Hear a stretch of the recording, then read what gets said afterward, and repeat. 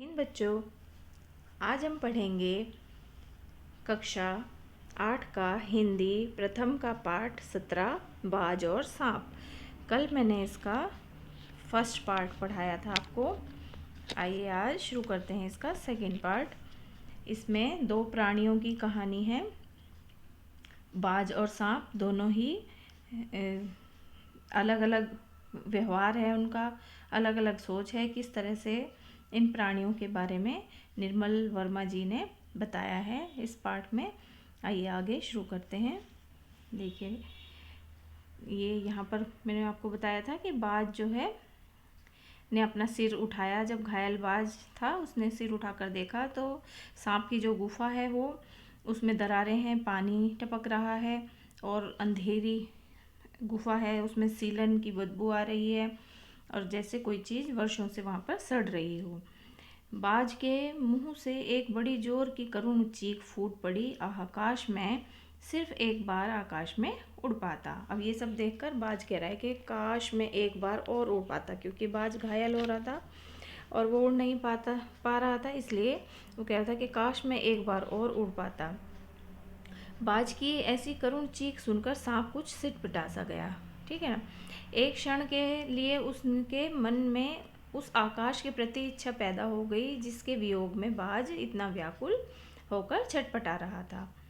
उसने बाज से कहा, यदि तुम्हें स्वतंत्रता इतनी प्यारी है तो इस चट्टान के किनारे से ऊपर क्यों नहीं उड़ जाने की कोशिश करते। ठीक है ना। तो अब सांप जो है बाज क्या कह रहा है, बाज एक बार और उड़ने की इच्छा प्रकट कर रहा है कि मैं एक बार, काश एक बार और उड़ पाता। तो सांप सोच रहा है कि क्या है ऐसा आकाश में जो ये इतना व्याकुल हो रहा है, छटपटा रहा है।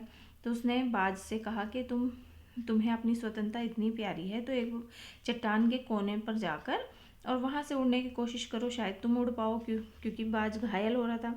हो सकता है कि तुम्हारे पैरों में अभी इतनी ताकत बाकी हो कि तुम आकाश में उड़ सको। कोशिश करने में क्या हर्ज है।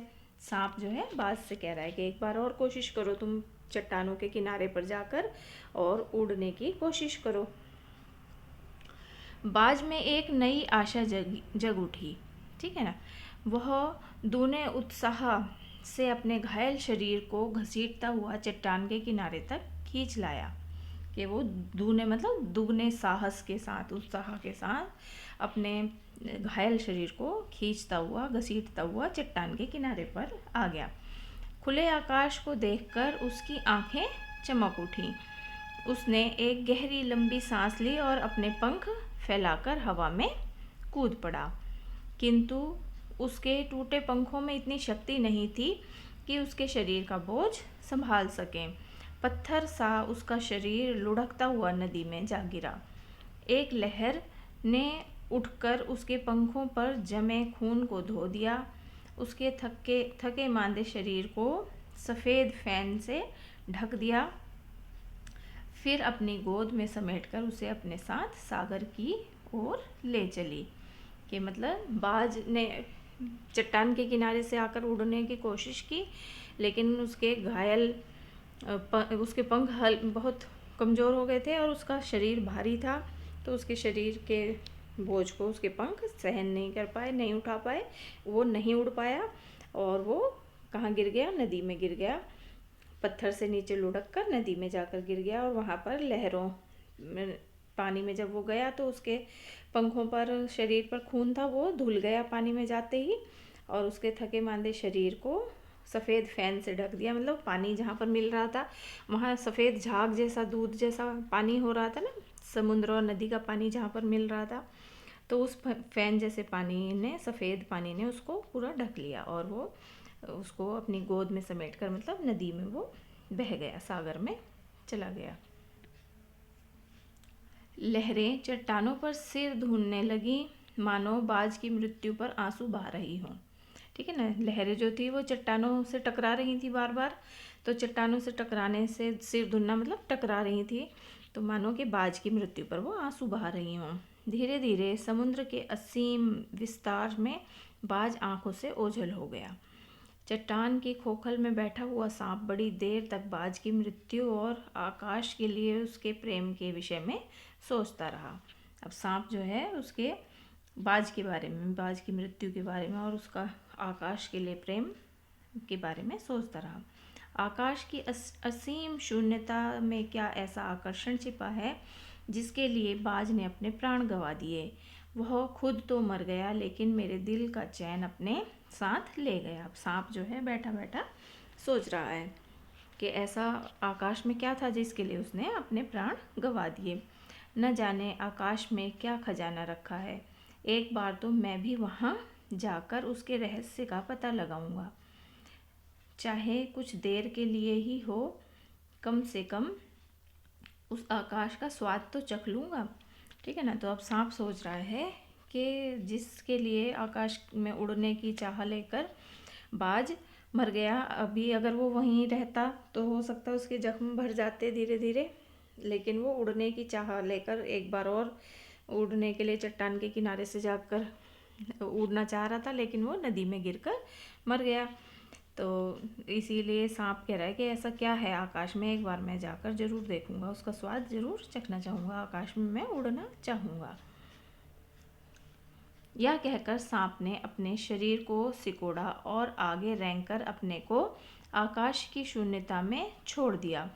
धूप में क्षण भर के लिए सांप का शरीर बिजली की लकीर सा चमक गया।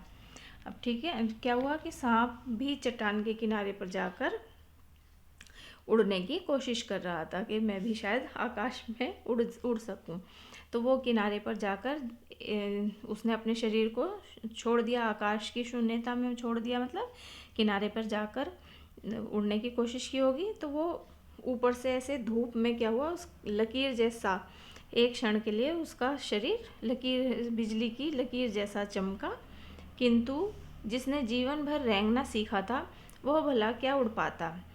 ठीक है, फिर प्रश्न चिन्ह लगा हुआ है। नीचे छोटी छोटी चट्टानों पर धप से सांप जा गिरा। ईश्वर की कृपा से बेचारा बच गया, नहीं तो मरने में क्या कसर बाकी रही थी। सांप हंसते हुए कहने लगा, सो उड़ने का यही आनंद है। भर पाया मैं तो। पक्षी भी कितने मूर्ख हैं, धरती के सुख से अनजान रहकर आकाश की ऊंचाइयों को नापना चाहते हैं। किंतु अब मैंने जान लिया कि आकाश में कुछ नहीं रखा, केवल ढेर सी रोशनी के सिवा वहाँ कुछ भी नहीं। शरीर को संभालने के लिए कोई स्थान नहीं, कोई सहारा नहीं, है ना। तो अब सांप अपनी बता रहा है कि किस तरह से उसने महसूस किया उड़ने के लिए। उड़ रहा था लेकिन वो धप से आकर चट्टान पे गिर गया और कैसा महसूस किया उसने।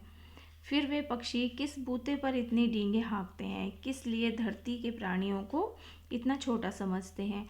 अब मैं कभी धोखा नहीं खाऊंगा, मैंने आकाश देख लिया और खूब देख लिया।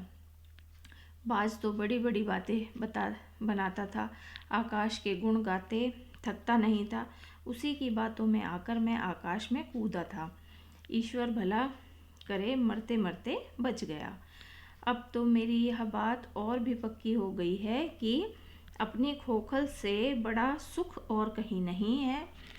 धरती पर रेंग लेता हूँ, मेरे लिए यह बहुत कुछ है। मुझे आकाश की स्वच्छंदता से क्या लेना देना। ना वहाँ छत है, ना दीवारें हैं, ना रेंगने के लिए ज़मीन है। मेरा तो सिर चकराने लगता है, दिल काँप काँप जाता है। अपने प्राणों को खतरे में डालना कहाँ की चतुराई है। ठीक है ना। अब वो उड़ने के बारे में, आकाश के बारे में सांप क्या क्या सोच रहा है और क्या क्या बता रहा है, क्या कि कोई समझदारी नहीं है उड़ने में। सांप सोचने लगा कि बाज अभागा था जिसने आकाश की आज़ादी को प्राप्त करने के लिए अपने प्राणों की बाजी लगा दी। ठीक है ना।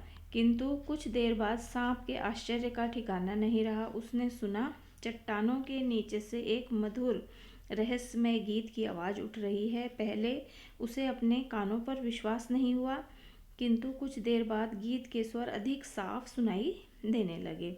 वह अपनी गुफा से बाहर आया और चट्टान से नीचे झांकने लगा। सूरज की सुनहरी किरणों में समुद्र का नीला जल झिलमिला रहा था। चट्टानों को भिगोती हुई समुद्र की लहरों में गीत के स्वर फूट रहे थे। लहरों का यह गीत दूर दूर तक गूंज रहा था। सांप ने सुना, लहरें मधुर स्वर में गा रही हैं। हमारा यह गीत उन साहसी लोगों के लिए है जो अपने प्राणों को हथेली पर रखे हुए घूमते हैं। चतुर वही है जो प्राणों की बाजी लगाकर जिंदगी के हर खतरे का बहादुरी से सामना करे। ठीक है ना। तो ये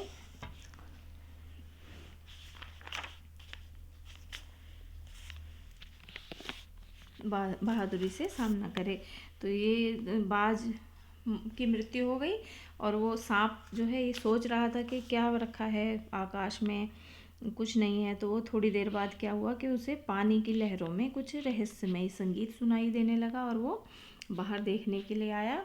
तो वो संगीत क्या है, कैसे बज रहा है कि क्या कह रहे हैं कि यह गीत उन साहसी लोगों के लिए बज रहा था जो अपनी जान हथेली पर लेकर घूमते हैं और प्राणों की बाजी तक लगा देते हैं। फिर वो गीत कैसा था, ओ निडरबाज, शत्रुओं से लड़ते हुए तुमने अपना कीमती रक्त बहाया है, पर वह समय दूर नहीं जब तुम्हारे खून की एक एक बूंद जिंदगी के अंधेरे में प्रकाश फैलाएगी और साहसी बहादुर दिलों में स्वतंत्रता और प्रकाश के लिए प्रेम पैदा करेगी। तुमने अपना जीवन बलिदान कर दिया, किंतु फिर भी तुम अमर हो। जब कभी साहस और वीरता के गीत गाए जाएंगे, तुम्हारा नाम बड़े गर्व और श्रद्धा से लिया जाएगा। हमारा गीत जिंदगी के उन दीवानों के लिए है जो मरकर भी मृत्यु से नहीं डरते। ठीक है ना। तो ये गीत गाया जा रहा है लहरों की, जो लहरें टकरा रही हैं चट्टानों से, पानी की लहरें, तो उसमें इस तरह की आवाज़ आ रही है। ये कल्पना की गई है ना, जो इसके लेखक हैं निर्मल वर्मा जी। तो वो एक कल्पना ही की गई है कि किस तरह से बाज और सांप जो है वो सोचते हैं, उनके अलग अलग स्वभाव हैं, किस तरह से सांप सोच रहा है बाज के बारे में और बाज के निडरता के बारे में ये गीत गाया जा रहा है। ठीक है। तो आशा करती हूँ ये पाठ आपको समझ में आ गया होगा। धन्यवाद।